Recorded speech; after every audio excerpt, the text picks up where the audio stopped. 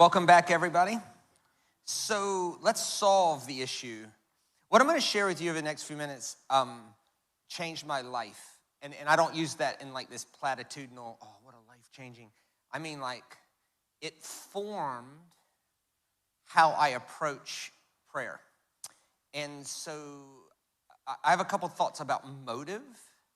First, this is Jesus in John 17. Father, I've manifested your name to the people who you gave me out of this world. Yours they were, and you gave them to me. And they've kept your word. The goal of prayer is to manifest the name of God. The name of God is defined in Jesus' world as compassionate grace, slow to anger, abounding in love and kindness disposition. It's in Exodus 34. He is the Lord. He is compassionate, gracious, slow to anger, abounding in love and forgiveness. That's quoted all over the Bible in the positive, like Psalm 103. Bless the Lord, O my soul, and all that is within me. Bless his holy name and forget not his benefits, who forgives your sins and heals your diseases. Why? Because he's the compassionate, gracious, slow to anger, abounding in love and forgiveness God, who does not treat you as your iniquities deserve, but gives you mercy that's new every morning.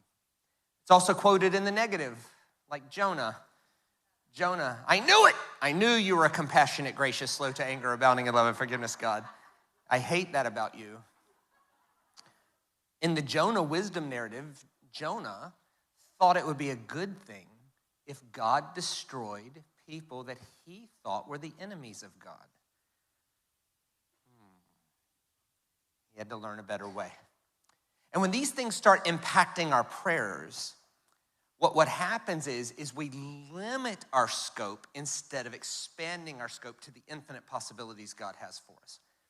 I have a couple of thoughts on this. One, when we pray, we have to approach idol-free.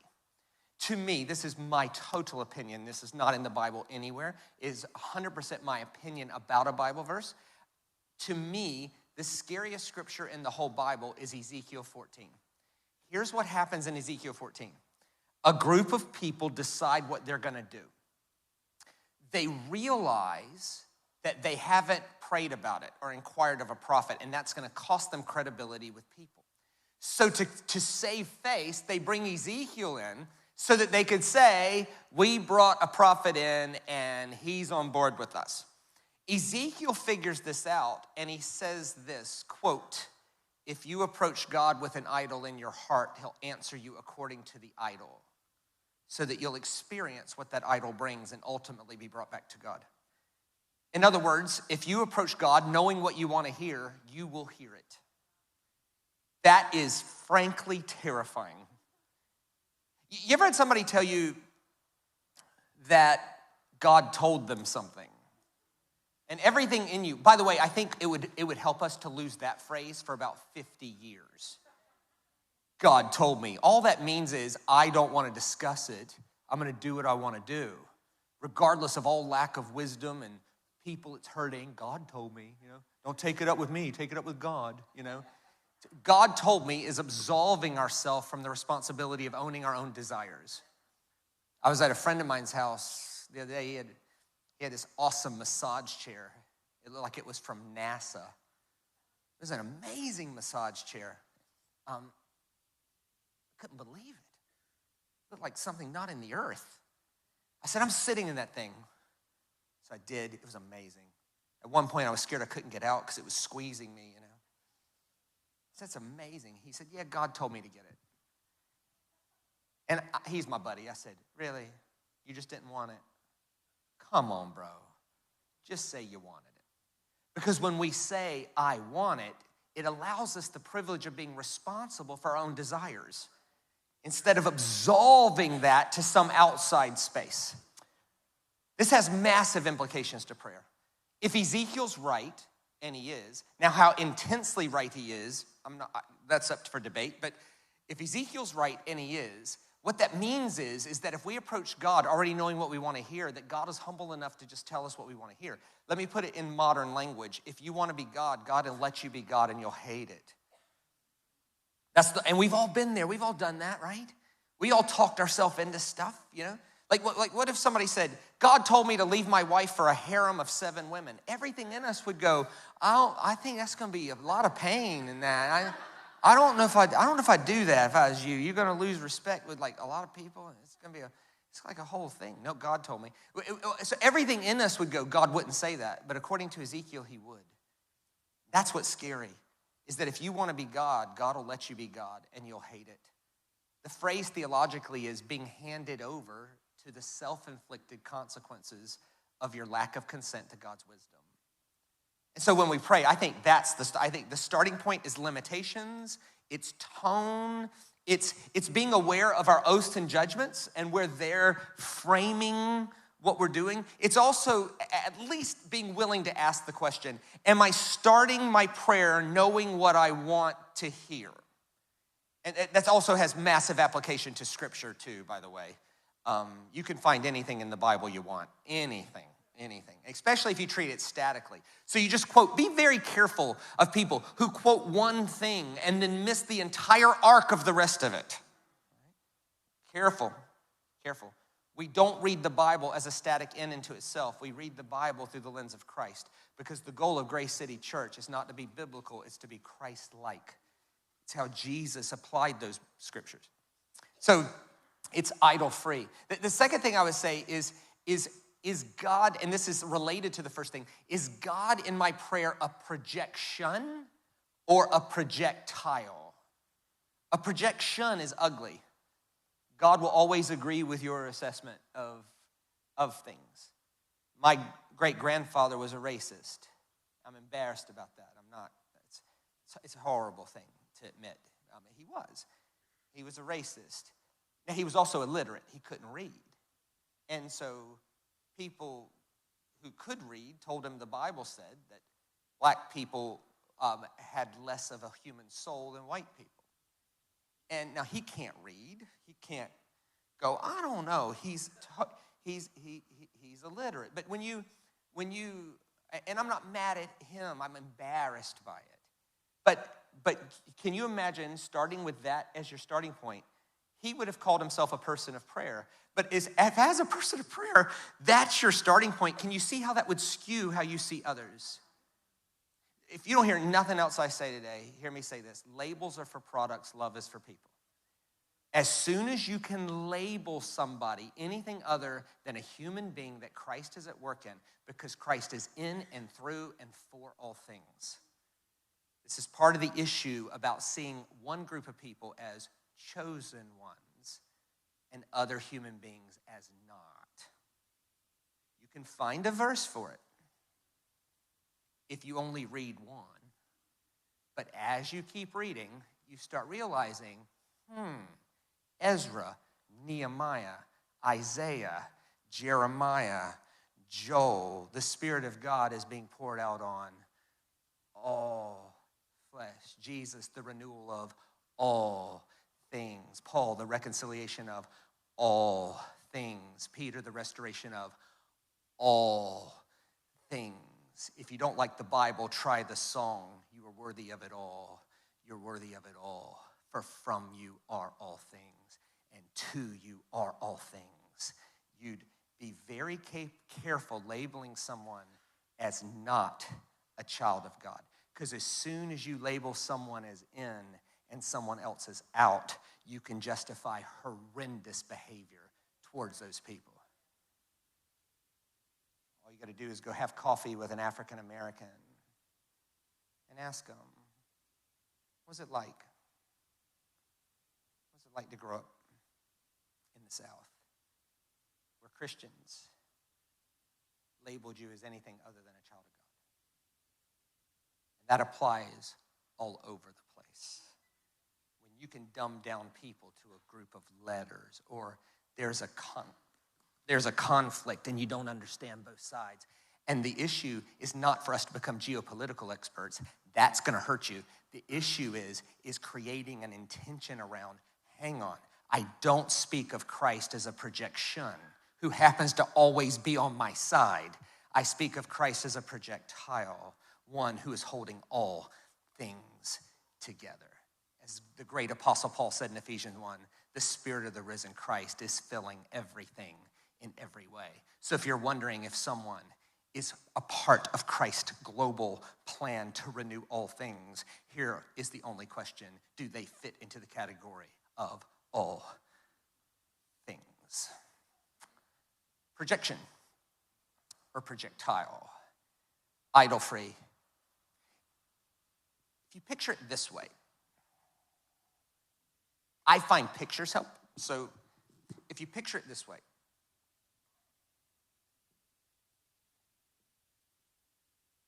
and if you're noticing I'm not getting to many slides, you're being very astute. I sent 78 of them. That's number 3. Hold on.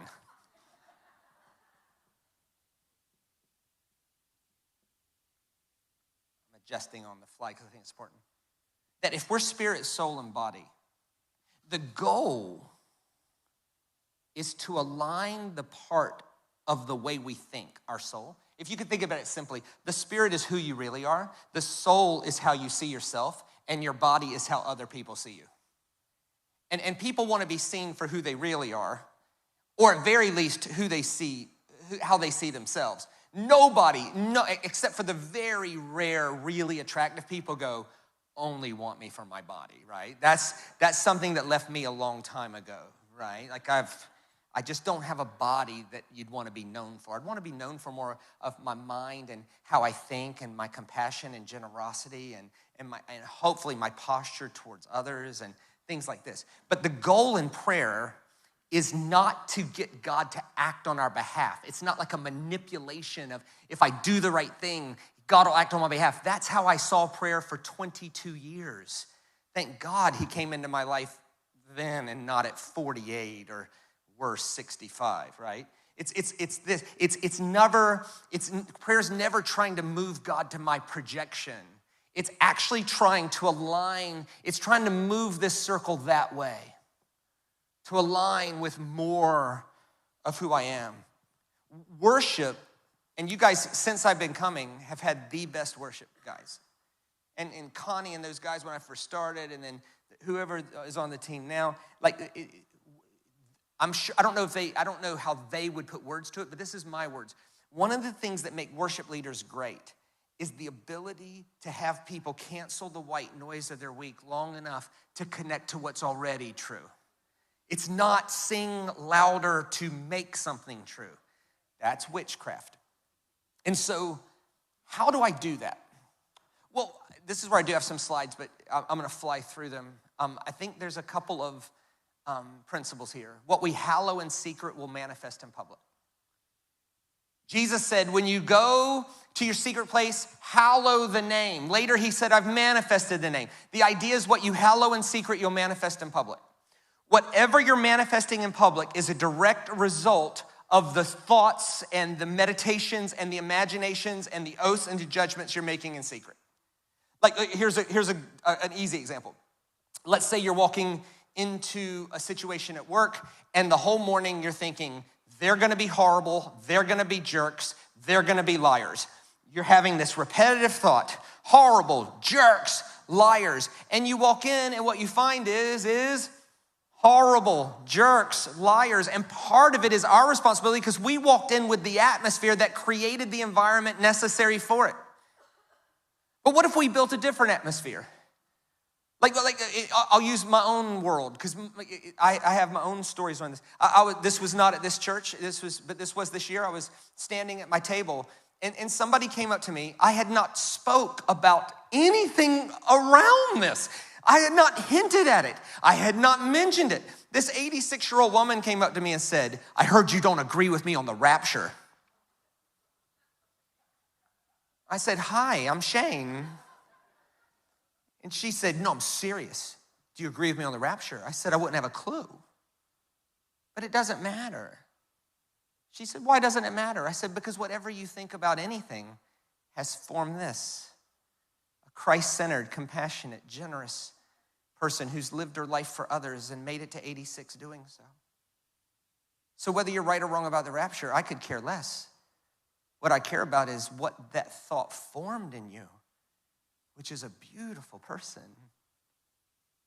Think about it. If you have a thought that formed a beautiful person and I take that thought away from you, even if I'm right, and you become a jerk, that's bad. She went, huh, so you think I'm a good person? I said, I do. Why would I mess with that? She walked away. It saved me 2 hours of arguing about boring crap. I did not know her 64-year-old son was there. I didn't know this person. He said, oh, thank you so much. Thank you so much for treating my mom like she was your own mom.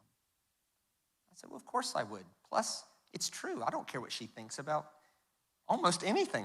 Whatever she's thought has formed an awesome person. He goes, that's so nice of you. She's actually an awful battle axe. But it's so nice of you to say that. Now, my point with that story is you could take my word for it or not. That atmosphere I build around myself in private every day. A non-argumentative, kind, soft-spoken. It's not perfect. Sometimes you're gonna round me up. There's a redneck in there, like somewhere in there deep, there's a redneck that could cut you, so careful.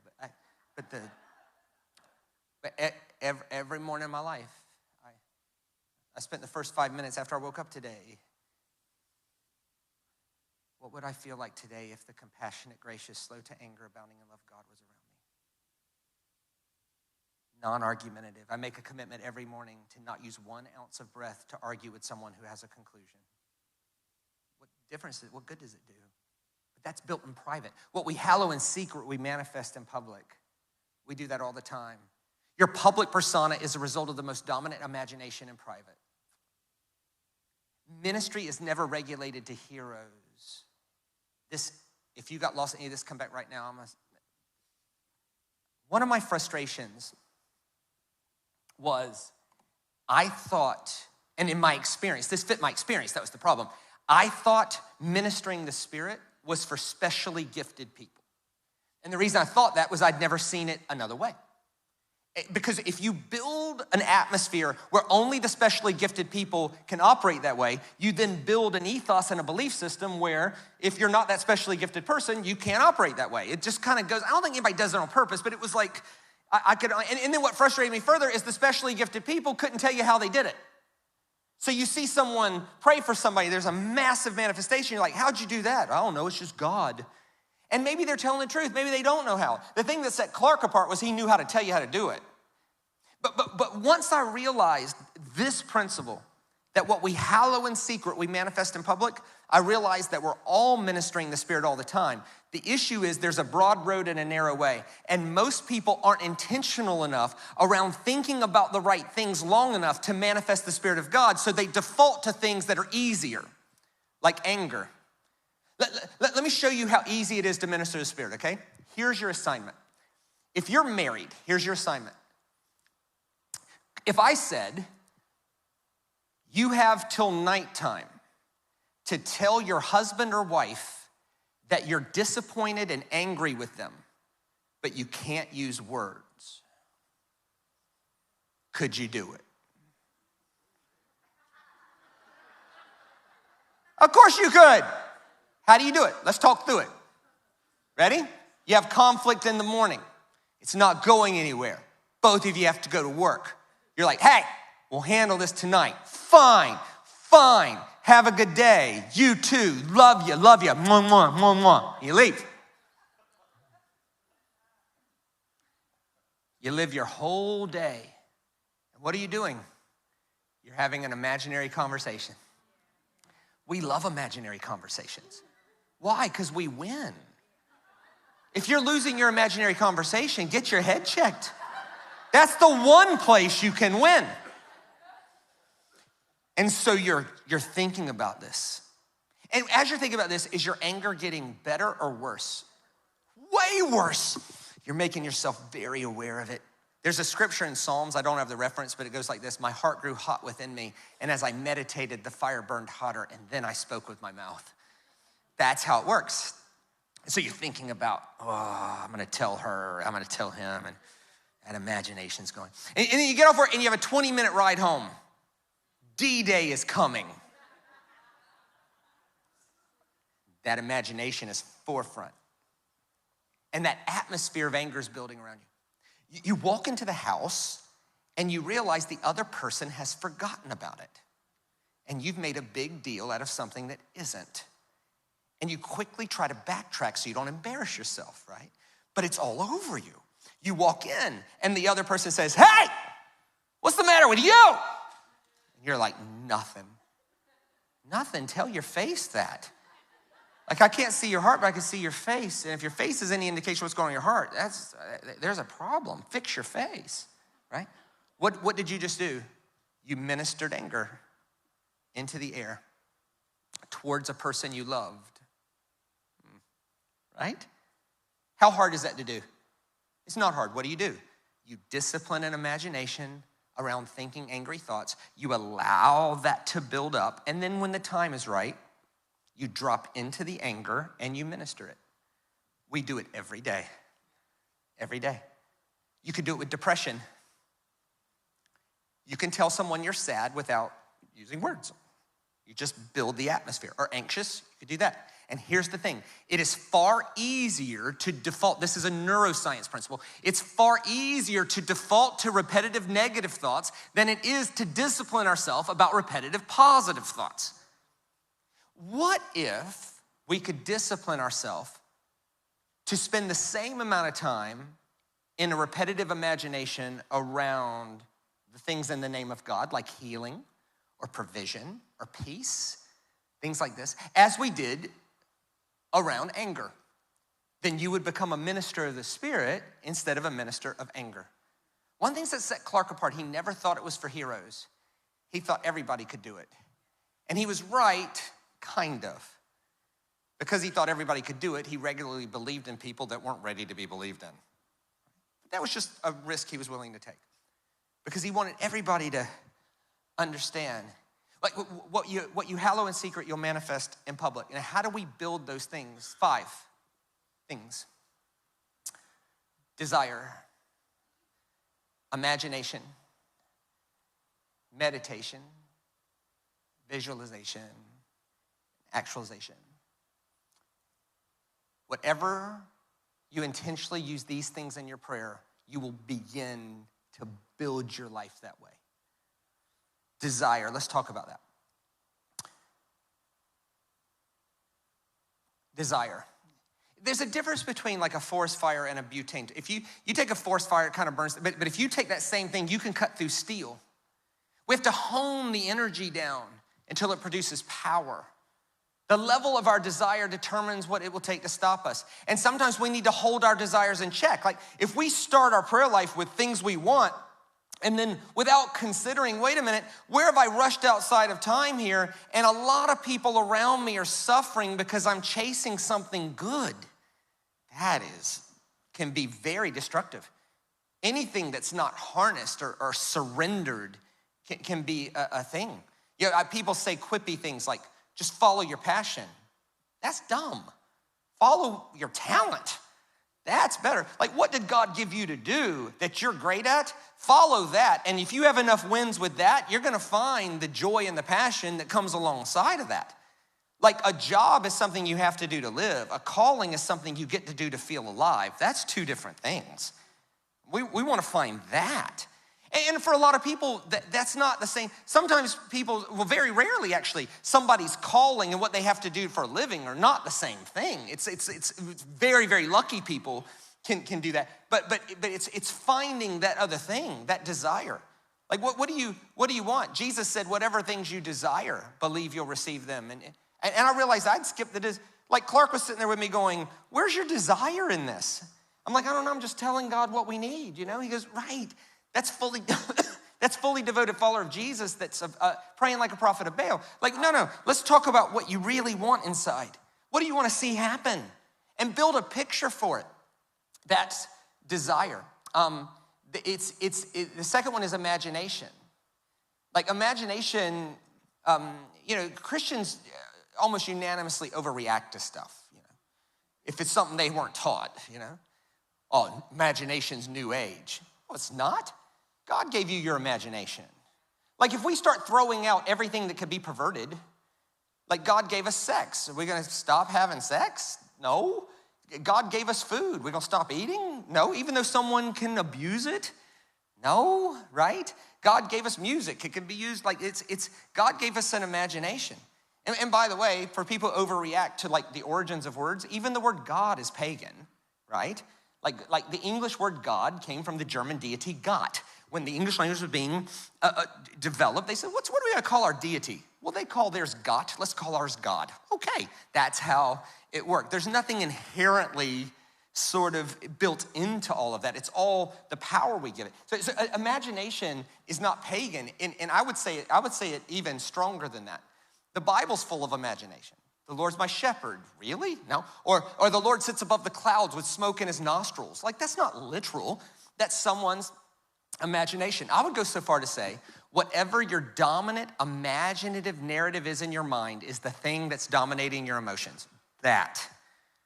Whatever your dominant imaginative narrative is in your head, that's what's mastering your feelings. To use a hyperbolic example, your son or daughter is out with their friends. They said they'd be home at 11. It's 1:30. No one's answering their phone. Does your imagination go to the best case scenario or the worst? Always the worst. And then the imaginative narrative starts dominating the emotion, not the potential positive outcome that actually, not always, but in most cases will end up being the case. They're just dipstick kids, right? And that's what happens, right? But this is true on every level. And so pause, because it's different for everybody. I want you to ask yourself the question, in the last 5 weeks, what has my primary dominant imagination told me? You'll find that it's tied to your oaths and judgments, and then that gives you a path out of it with prayer. I don't have enough. It's all on me. No, it's not. Unless you tell yourself that enough times, and then you'll create an atmosphere where you don't trust or empower enough people to make your life better. I'll feel better if I get that. Likely not. It's a good thing, but if you're not enough without it, you'll never be enough with it. And this is why perspective things hit us hard. Like, I had dinner with Abner the other night, hydroencephalitis, 3 times hip dysplasia surgery. And he was the happiest, most content, and so you come across like that and you're like, I'm complaining about what? I don't know. I wish I knew, but I don't. I don't know what Paul meant by this. Paul was either stating a fact or he was stating a faith confession that he's hoping to get there. But the statement is unbelievable. I have learned to take every imagination and make it obey the authority of Christ over my life. Could you imagine? In Philippians, he says this, I thought my way into joy. He was in prison being tortured. I thought my way into joy? Now, I don't know if he was saying, I'm trying this, or if he was saying, I nailed it. And because the people he wrote that to, he never thought we'd still be reading it. But whichever, it shows you the power of it. Here's a great illustration. I'm very sorry, I'm running out of space up here, so you have to, if you're over 40, just come look at it later, I guess. But this is old rabbinical teaching. That we all live on 2 axes. One axis is time. Time's bound by reality, and it's always moving this way. It's always moving. You can't respin today. The other is imagination. Imagination is not bound by time. Go back to where you were 8 years old and go to your favorite room and pick up your favorite toy. Could all do that. Imaginations are either positive or negative. Or let's say it this way, life-giving or death-dealing. And what the rabbis taught was that a fleeting imagination will not hurt you nor help you. So if you have a fleeting lust, not gonna hurt you. Matter of fact, the more you regret it and think about it, the worse it's gonna get. But it's not gonna hurt you. But neither will a fleeting, I have a vision from God, that's not gonna hurt, that's not gonna help you either. But where we discipline our imagination, let's discipline our imagination on that line. Wherever we discipline our imagination, be it positive or negative, our reality starts to draw to it. And the gap between what we're actually experiencing and what we're believing for is called faith. Faith is the substance of things we hope for, but we haven't seen as yet. And sometimes we're having more faith or belief in the things getting worse than the things going somewhere where Jesus is renewing all things, including me. And at some point, though, your reality will cross. And now you don't have an imagination anymore, you have a whole new reality. That's been the story of Grace City Church, by the way. When I first came, you were in a nightclub with a 7-foot ceiling.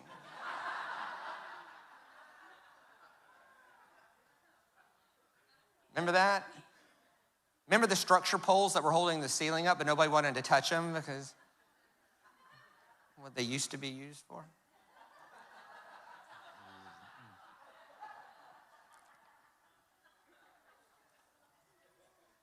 And then someone started having an imagination, probably a lot of people. What if we went to 2 or 3 or 4 or 5 or 7? Whatever. What if we bought land out here? But it wasn't like fleeting. It was disciplined imaginations that drew atmospheres of faith and motion. You can do that in your private life. Desire, imagination. Here's my question. What is the primary dominant imagination in your heart? Is it negative?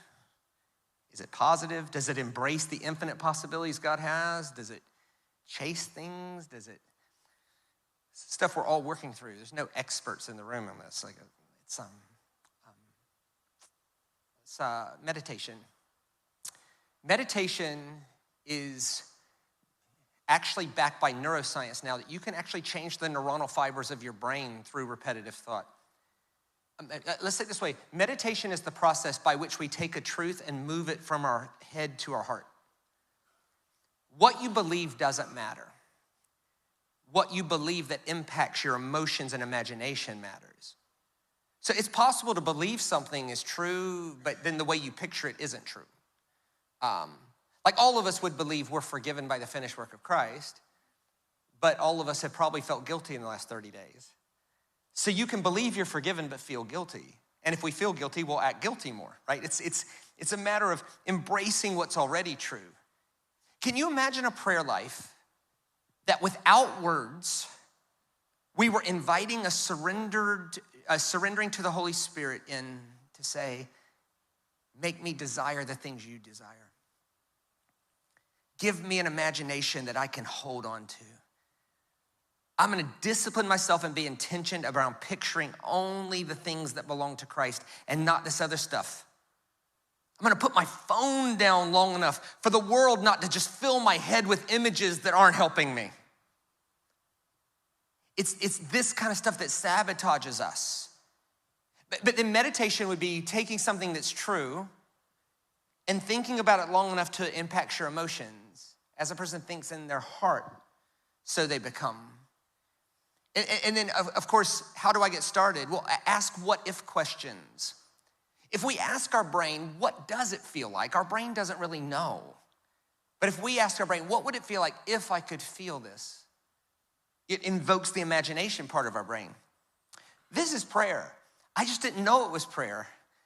Desire, disciplined imagination, meditation. I often wondered, how did Jesus pray for an hour without using many words? What was he doing? When I learned this, it changed my life.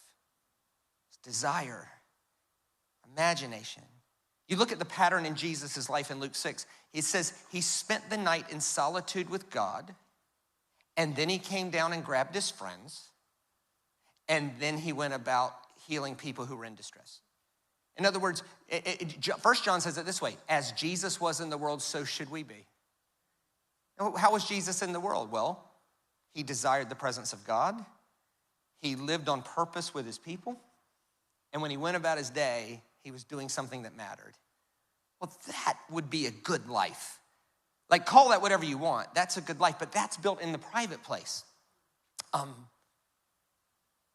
What if the desire and imagination in our heart combined to form meditations of white hot heat? So I started to be able to pray for 30 minutes, whereas before I couldn't pray for 2 because I wasn't using words. I wasn't trying to bark at God. Lord, what do you want? I was trying to put myself in the way of this with desire, imagination, meditation. Here's a good process for meditation. Get a word from God. Build a desire to do it and see it happen on the inside. You want to build a children's ministry? Get a word for it. Build a desire to build the greatest children's ministry in Albany. And then see it happen on the inside. What would it look like? And then you could start to build the atmosphere that'll create faith for it. Otherwise, we just don't have space. These things build space. And if we don't have space, we'll fill that space with stuff that hurts us. Visualization. This is where we see it completely worked out. So at some point, Josh and Bren and the team stood here and saw this place full on a Sunday. And then they realized they saw it too full. And it's like, oh man, we gotta have 2 of these things and 3. But as a part of that, you would say, well, what would we need? How would we think? How would we talk? How would we treat people different?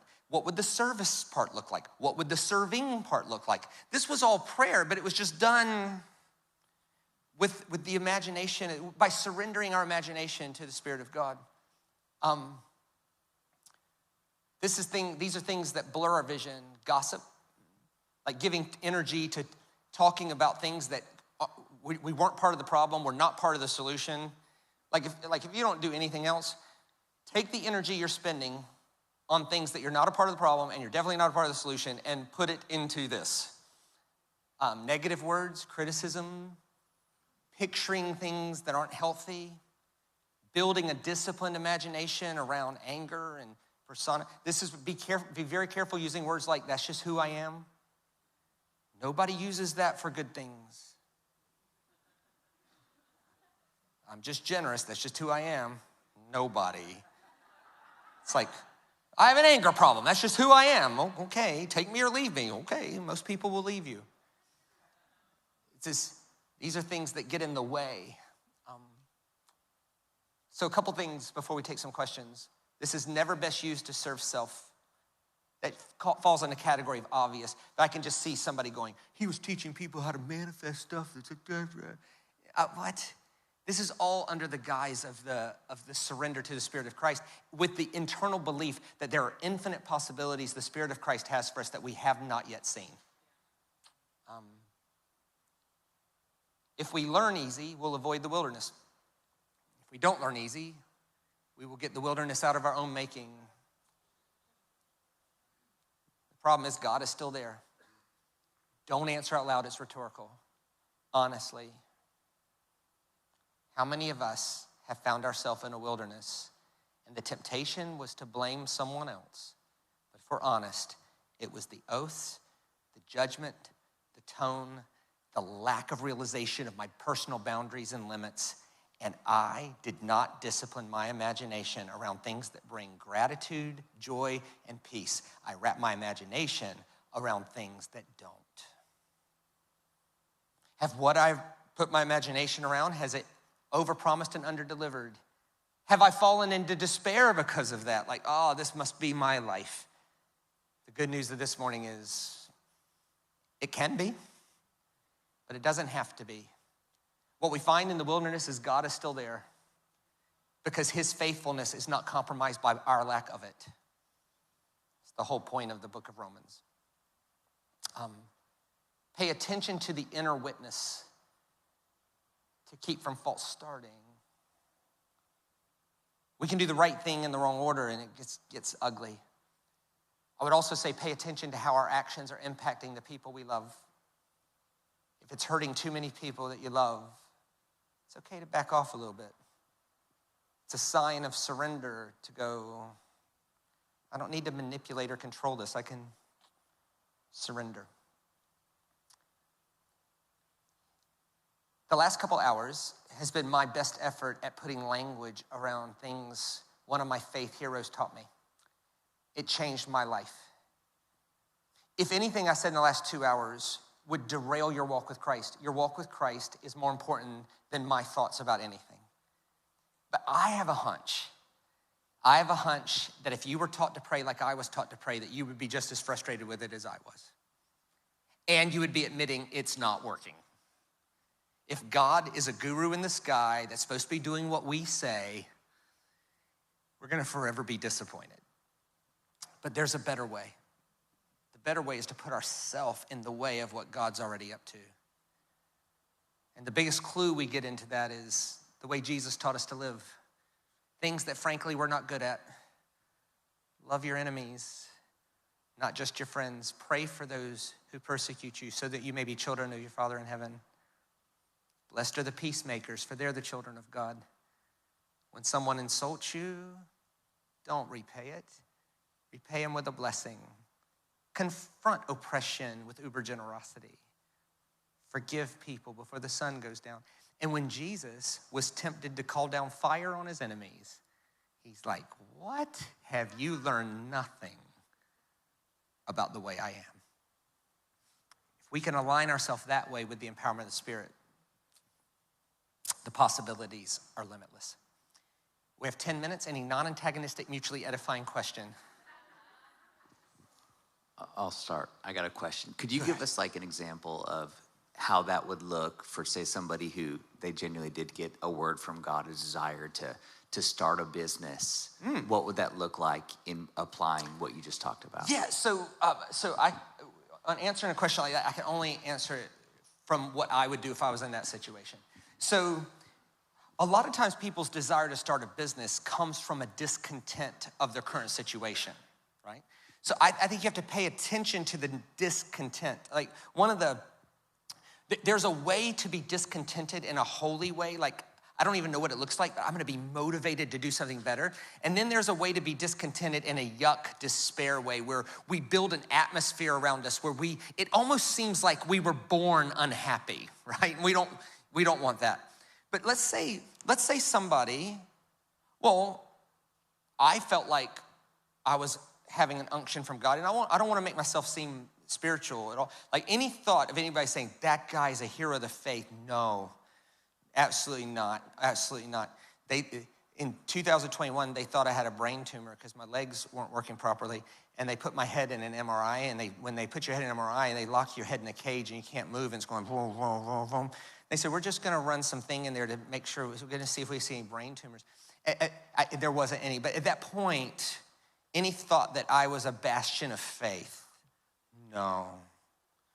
My imagination and my ability to control it went away. In the 15 minutes it took to do an MRI, I was thinking about my funeral, what it'd be like to go blind, like all these things, silliness really, but I'm working on it. So I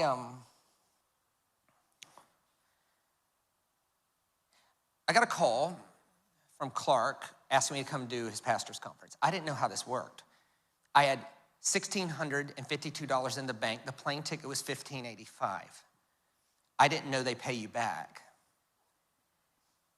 I went by faith with $70 total. So in some sense, that was fake.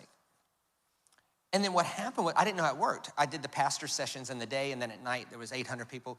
And then all the pastors wanted me to do their thing. So now I had to decide, did I want to work on staff at a church or do I want to do that? And it came down to not right or wrong. Both were fine. It was actually, I had to stop and go, do I really want this? Because if I don't really want this, there's not enough energy in the world to travel the world like that if you don't really have the oomph.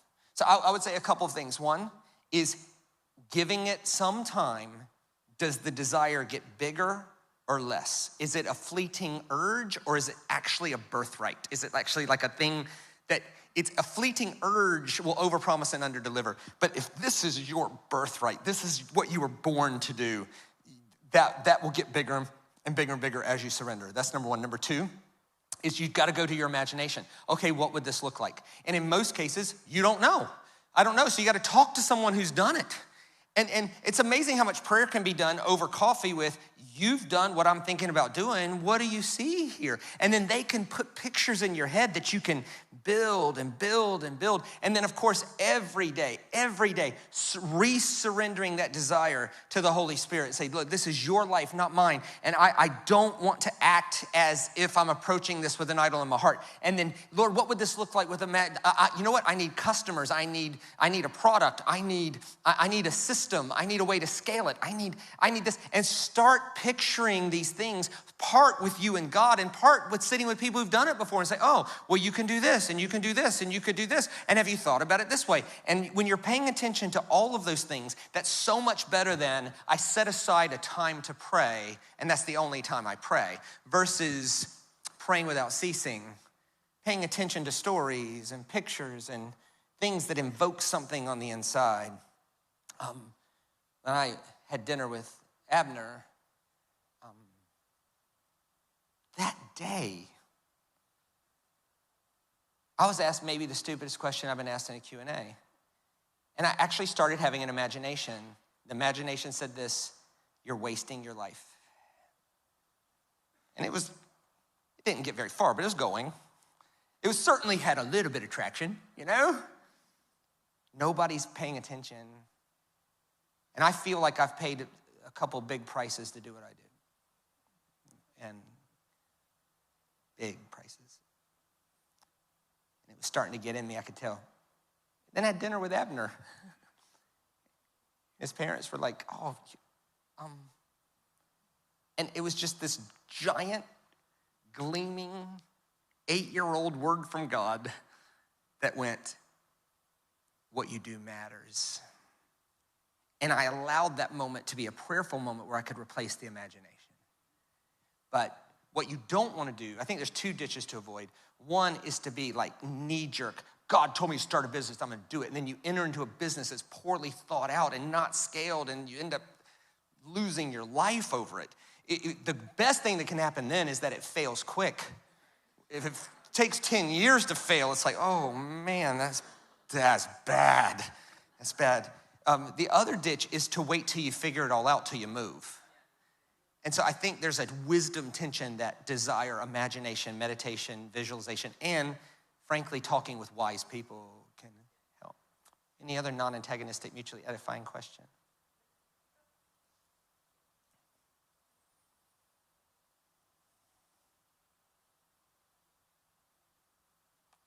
I have a question.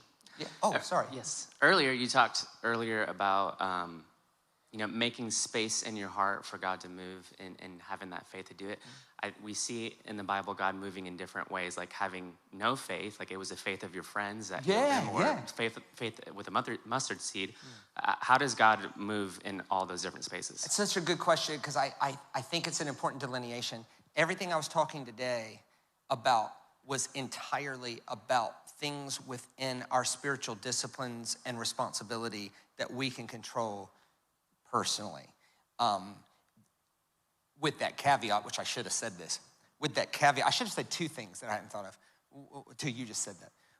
One is it's also important not to create such a schema of how God works that if something's happening in another way, we can't cope. That can't be God. Like, is God allowed to count Cornelius righteous because of his generosity to the poor? If your salvation theology does not allow for God to do what he likes with someone who doesn't have the same knowledge as you, because we desperately need an us and them ethos, then at that point, the us and them ethos becomes God, and that's a problem. So I saw my friend get healed. Frankly, I couldn't believe it. I was like, I had no space for that. You should have seen this joker, ugly as anything. Scaling and like a leper walked in. Clark had no problem because he knew how to build an imagination. I asked Clark, what did you do? He said, I just spent 3 days building a desire to see him healed. And then I asked God to show me a picture of clean skin on him. And that created the space, right? But that said, if Duffy walked in here and you're singing something and the power of God hits him and he's healed, I would celebrate that too. I see this a lot with like people who want to throw demons out of people. So in my experience, the less demons, the better. Right? So if you have a demon and you'd like to be free from the oppression of that, and so what happens is somebody finds a way that works. I bind you, and then they get relief, and they're like, well, that must be the way to do it, right? Obviously, look, right? But then you totally discount something else. I'll tell you a story. I actually told this story at Clark's funeral, and it's a great story about, I got to do Clark's funeral, by the way. I just acted like y'all knew that.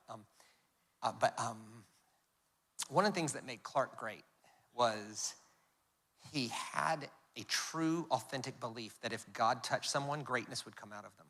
So he regularly believed in people who shouldn't be believed in, namely me, you know? So one time I was in Fiji with Clark, and I've never been really into the whole demon stuff. Like, honestly, I want people free from demons, but if you're here today with a demon, you gotta see somebody else. You gonna have to see somebody else other than me.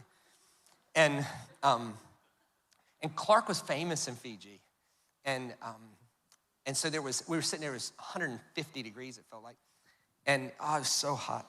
And it was a big building, 5 times this size, but with no walls, so that you had a cross breeze, but it had a cover because it rains a lot. And this cool breeze came through, you know. And I said to Clark, I was sitting by him on the front row because they had 17 musical solos. The reason is Clark was famous, and they thought if he heard them, I mean, this was like Fiji Idol, right? Like this was like, and anyway, this cool breeze came through, and I said to Clark, I said, how nice is God for him to give us a cool breeze? And Clark said, no cool breeze in Fiji. Anyway, he gets up and he graciously takes the mic off the singer. He says, everybody, there are 3 of you. You came from that mountain and you came here to curse the meeting. You're using witchcraft to bring fear upon people's hearts. Who are you now? Well, my butt.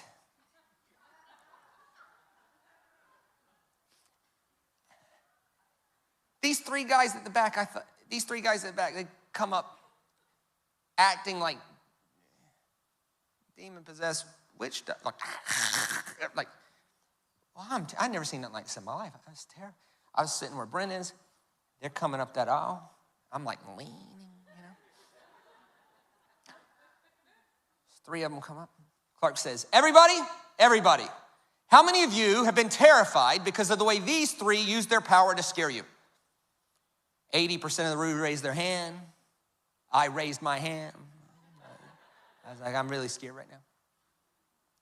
And Clark goes, today you will see a demonstration of the power of the Spirit of Christ, and they will no longer be able to use their power to scare you unless you let them. Boom!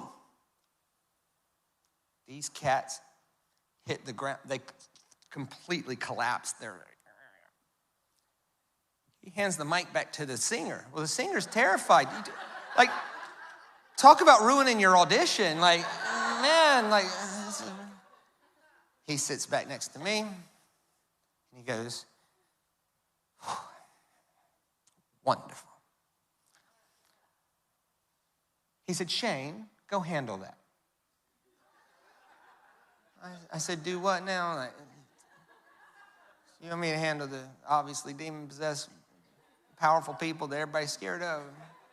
He goes, yeah, you know how to minister spirit.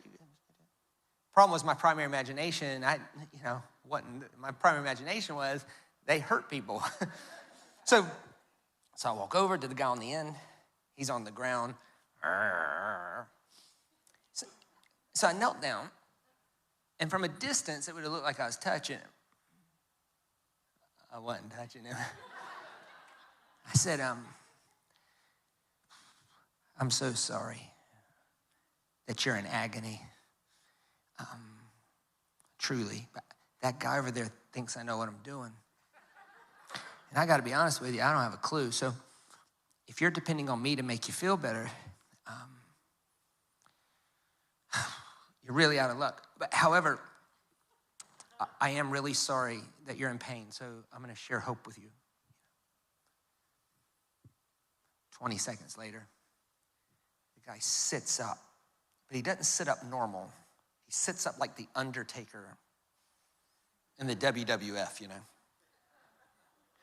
Well, when he sits up, it startles me, obviously. So I jump back like that. And he screams, "Jesus is Lord!"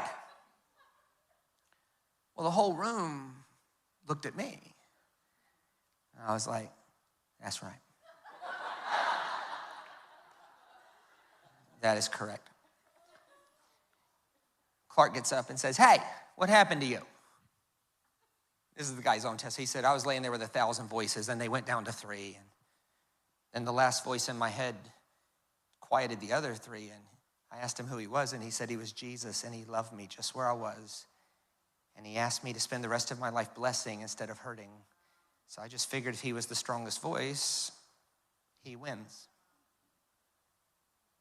So Clark says, everybody, Shane has just thrown 1,000 devils out of this man. So if you would like prayer, I'd like you to line up. So to your point, in that one story, you see 2 things. A man who had space built in his spirit to have faith to set a whole room free of fear from 3 people. And another man that didn't know jack and wasn't ready for it. And in no way had any faith at all. That other man was frankly just trying not to go to the bathroom in his pants from terror. In one sense, God used the one guy who was obviously ready. In another sense, God used someone that on no scale on earth was ready. And I think we have to be able to celebrate both to avoid risking the idea that if I can't get my head around it, it limits the scope of that. And I would like to close today just by asking a question. Everybody in here has limited the scope of their life in some degree. Unless you're going to sit here and go, "I've nailed it." Okay? I'm going to assume no one's like that. And if you are, we don't want to know you. Here's my question, assuming to some degree we all have. What mustard seed decision can I make today? And this is the message of hope I wanted to leave you with. Some messages like this can leave us in despair. Like, if it's all that, it's just so hard, and I'd just rather be angry or discontented or unhappy. And I've only got a few years left to live. I'll just do that. Okay. The idea that you got to sort it all out to make the decision is an anti-Jesus idea. Jesus said, not always. Sometimes you'll have a moment with God that's boom, and I hope you have a few of them. But in general, long-term life change happens from small mustard seed decisions that we allow into our heart. We don't even realize how big of a deal it is until 5 years later, it's taken over our whole way of looking at things. Here's my hope for you today. What one mustard seed thing, one mustard seed, could you go, today's my day? It's a small thing. This is a neuroscience thing as well. This is why Dave Ramsey doesn't tell people to pay off $50,000 in debt. He tells them to list their debts smallest to largest, regardless of interest rate, and pay off the smallest one first. That is financially straight, fiscally unsound, because you would want to pay the higher interest rate off. But he understands behaviorally, when you pay the smaller one off, you get little wins. And the little wins, even though they mathematically are the little wins make you produce more in the future.